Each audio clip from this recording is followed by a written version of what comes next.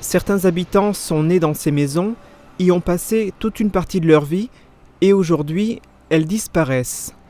L'opération qui se déroule actuellement est un épisode douloureux de l'application du PPRT de l'usine Ineos de Sarralbe, le plan de prévention des risques technologiques. Vulnérables car situés trop proches de l'entreprise classée Seveso seuil haut comme l'usine AZF de Toulouse, ces maisons ne pouvaient plus rester en place et être habitées. En guise de dédommagement, les propriétaires ont reçu une somme comparable à celle qu'ils auraient reçue s'ils avaient vendu une maison similaire dans un périmètre non concerné par un PPRT. Cet argent leur a permis, ou va leur permettre prochainement, d'être relogés dans des conditions décentes. Au total, 11 maisons sont vouées à disparaître, à Villeurwalde et à Sarralbe, dans le cadre de l'application du PPRT.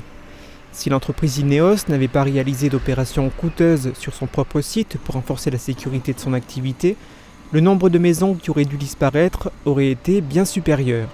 La première mouture du PPRT prévoyait en effet la destruction de 255 maisons et la nécessité d'effectuer des travaux dans 700 autres habitations pour renforcer leur solidité en cas d'accident industriel.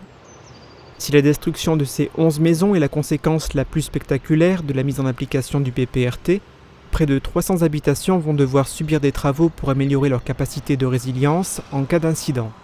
Des opérations qui passent notamment par le remplacement des fenêtres.